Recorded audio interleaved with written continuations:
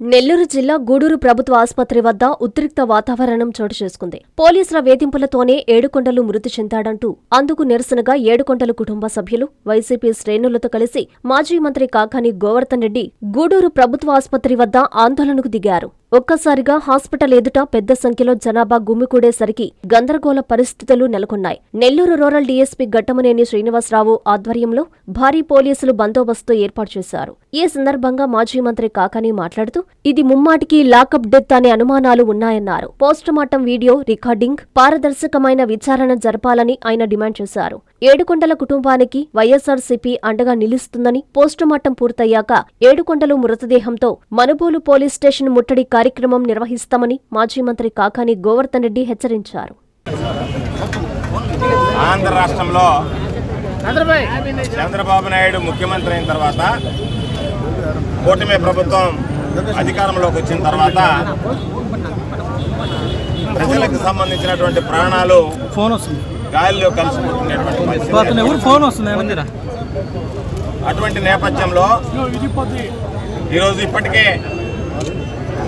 దళితుల మీద, గిరిజనుల మీద, బలహీన వర్గాల మీద, అణగారిన వర్గాల మీద, వైఎస్ఆర్ కాంగ్రెస్ పార్టీ నాయకుల మీద, కార్యకర్తల మీద ఈరోజు ప్రభుత్వంలో ఉన్నటువంటి పెద్దలు వాళ్ళ యొక్క కక్ష సాధింపులకి ఈరోజు బలి చేసేటువంటి పరిస్థితి ఏర్పడింది. దానిలో భాగంగా ఈరోజు మనుబోలు మండలానికి సంబంధించినటువంటి చెరుకుమూడి గ్రామవాసిని ఏడుకొండలు అనేటువంటి వ్యక్తిని మనుబోలు పోలీస్ స్టేషన్లో నిర్బంధించి మనుబోలు పోలీసులు అతని మీద థర్డ్ డిగ్రీ ప్రయోగించి ఈరోజు అతను ప్రాణాలు కోల్పోయేటువంటి పరిస్థితికి తీసుకొచ్చారు. ఈరోజు ఒక వ్యక్తి మరణించాడు పోలీస్ స్టేషన్కి సంబంధించినటువంటి పోలీసుల ఆధ్వర్యంలోనంటే అది 100కి 3 లాకప్ డెత్గానే భావించాల్సినటువంటి పరిస్థితి ఏర్పడుతుంది. మీద గాయాలు ఉన్నాయి, వెనక్కి తిప్పి చూసాం, వీపు మీద గాయాలు ఉన్నాయి.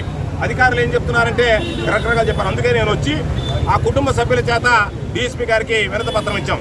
అయ్యా మొత్తం వీడియోగ్రాఫింగ్ చేయించండి, ఉన్నటువంటి దాని మీద మొత్తం కూడా ఎక్కడా కూడా ఎక్స్పర్ట్స్ చేత ఎవరో ఒకరి చేత చేయించి, ఎందుకంటే ఇంత చేసినటువంటి వాడికి పోస్ట్ మార్టం రిపోర్ట్ మాయం చేయడమో మార్చడం అనేటువంటిది పెద్ద పని కాదు.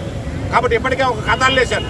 ఏమని వెళ్ళారు, ఈ విధంగా అతను గడ్డి మందు తాగాడు, గడ్డి మందు తాగితే నోటుకుండా నొరగ కూడా వచ్చింది అన్నాడు. ఆ నొరగ ఛాయలు ఏమీ కనిపించడం లేదు.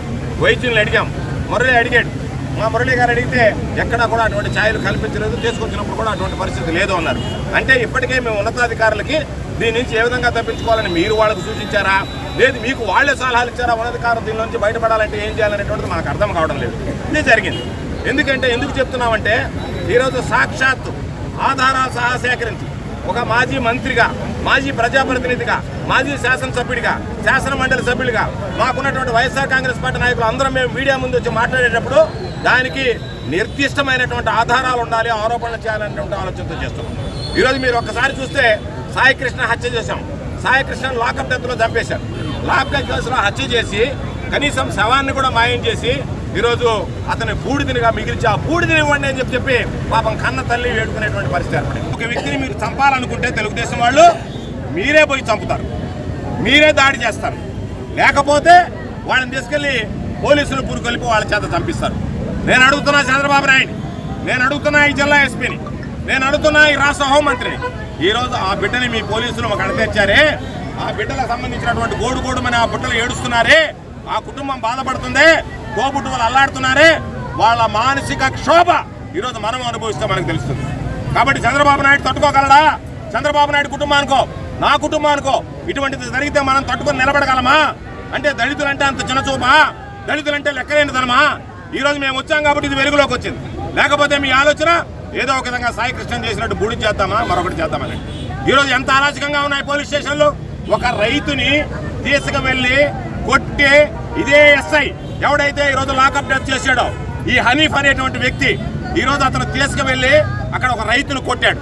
మొదలకూరు పోలీస్ స్టేషన్ దగ్గర కొట్టి ఆ తెలుగుదేశం పార్టీ నాయకులకు వీడియో చూపించాడు. ఆ రైతు గోడుమన్నాడు.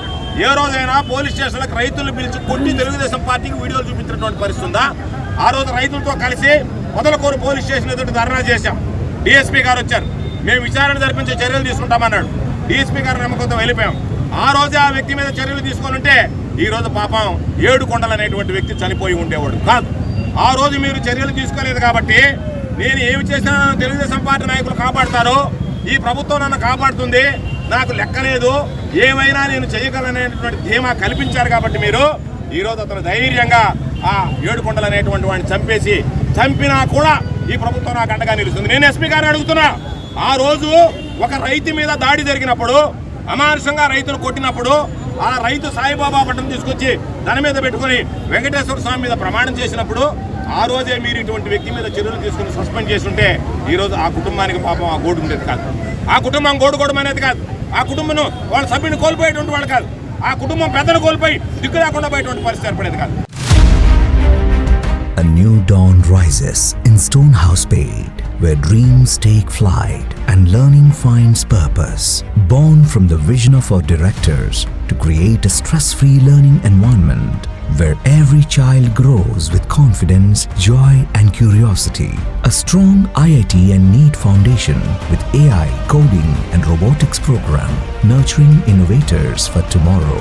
A holistic development with discipline, creativity, leadership, an education that shapes character beyond textbooks, an environment where learning is joyful, teachers are mentors, and every student's journey is stress-free.